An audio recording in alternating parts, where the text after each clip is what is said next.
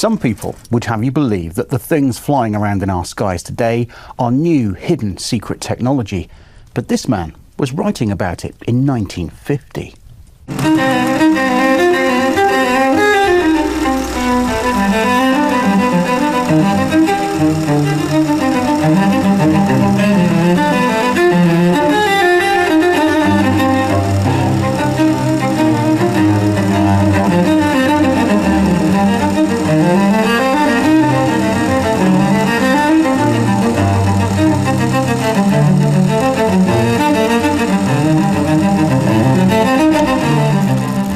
Published as far back as 1950, The Flying Saucers Are Real by Major Donald Keyhoe is one of the earliest books to argue that the flying saucer phenomenon should be taken seriously as a real aerospace mystery. Long before the modern language of UAP entered government reports, long before congressional hearings, and long before Navy pilots began speaking publicly about encounters with unknown aircraft, Keyhoe was already making a controversial claim. He argued that trained observers, especially military pilots, were repeatedly encountering objects in the sky that behaved like controlled craft rather than natural phenomenon. And perhaps more provocatively, he suggested that official institutions already knew far more about the phenomenon than they were willing to admit publicly. The book is not simply a catalogue of strange sightings. It is one of the earliest attempts to construct a structured argument that the flying saucer phenomenon represented something genuine and unexplained. Keyhoe built his case using pilot testimony, military observations, and reports from trained aviation personnel. His argument was straightforward, but powerful. If professional observers who are trained to identify aircraft repeatedly report unknown objects performing maneuvers beyond known aviation capabilities, then those reports deserve serious investigation rather than dismissal.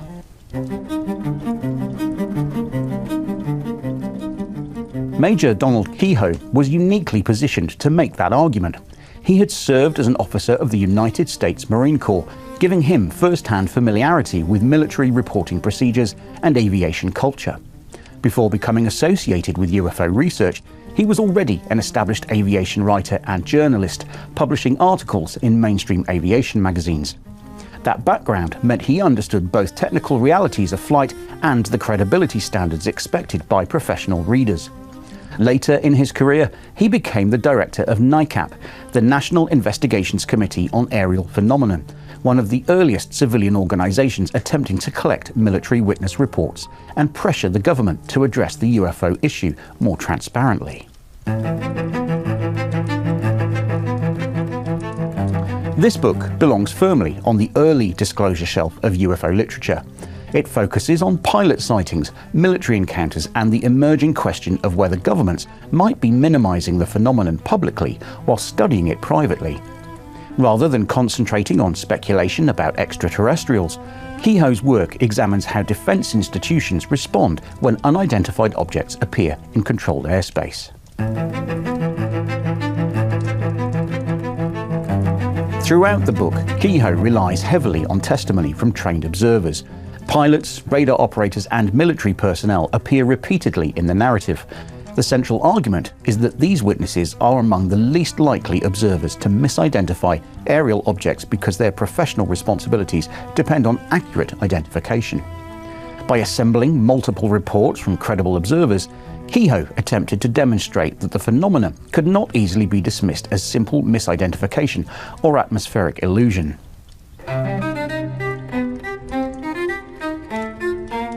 One of the most important reasons this book still matters today lies in its historical timing. Modern discussions about UFOs often include a familiar explanation. Some skeptics suggest that unidentified craft might simply be advanced military technology, secret aircraft, experimental propulsion systems, or classified aerospace projects that we've gradually filtered into public awareness. Either that or something quietly being developed and tested by their adversaries. But when you read early books like The Flying Saucers Are Real, that explanation becomes much harder to maintain. Keyhoe was writing this in 1950. At that time, the world was only just transitioning from propeller aircraft into the earliest generation of jet fighters. Supersonic flight had barely been achieved. Guided missile technology was still primitive. Radar networks were limited, and the aerospace technologies that define the modern era simply did not exist. Even then, these craft could perform maneuvers and demonstrate capabilities that still effortlessly outperform anything humanity has flying in the skies today. Yet even in the late 1940s, trained military observers were already reporting objects capable of extreme speeds, sudden acceleration, and maneuvers far beyond the capabilities of known aircraft. These reports were not coming from casual observers or amateur skywatchers. Many came from military pilots, individuals whose professional lives depended on identifying aircraft accurately, which creates an uncomfortable historical problem for the secret military technology explanation. If these sightings were real, and if trained observers were accurately describing what they saw, then the objects they reported were already outperforming human aviation technology more than 70 years ago. Long before stealth aircraft, long before drones, long before the aerospace breakthroughs of the modern era. This is why early UFO literature remains so important today. Books like Keyhoe's show us that the phenomena did not suddenly appear in the 21st century. It was already present during the earliest years of the Cold War, and it already appeared technologically superior to anything humanity possessed at the time. Now, what makes this book particularly significant is the tone in which it was written.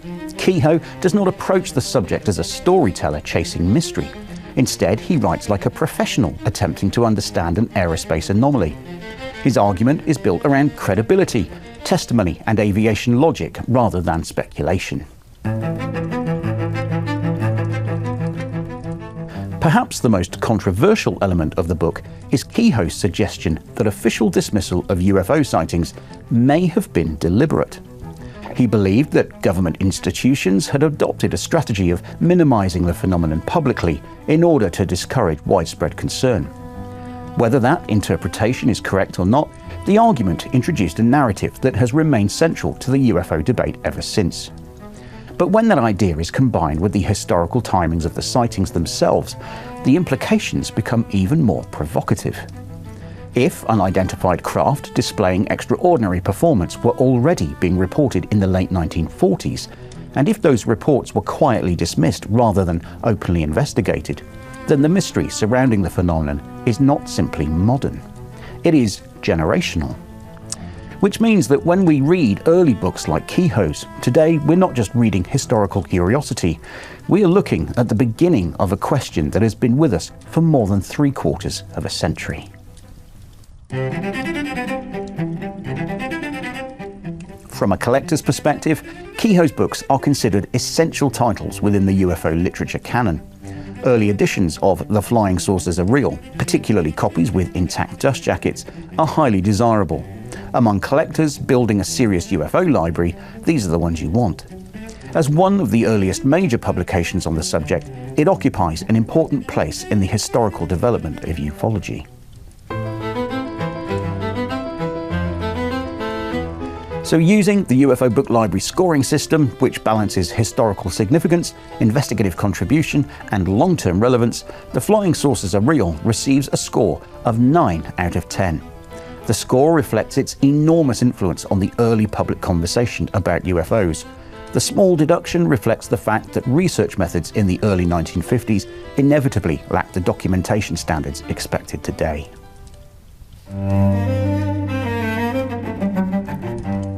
And now we're going down the rabbit hole.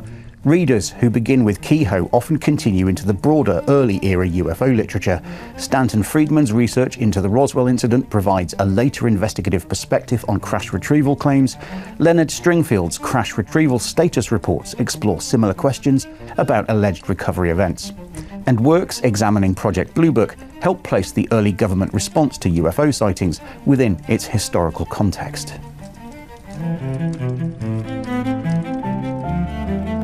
The Flying Saucers Are Real was written at a time when speaking publicly about UFOs could damage reputations and careers. Major Donald E. Keyhoe nevertheless argued that the phenomenon deserved serious investigation and that trained witnesses could not be dismissed out of hand. More than 70 years later, the debate he helped begin continues. If you've read The Flying Saucers Are Real, leave your score out of 10 in the comments. And as always, if you're an author with a book on any aspect of the UFO subject that you would like to contribute to our library, links are in the description below. Let me know which title should be placed on the shelf next.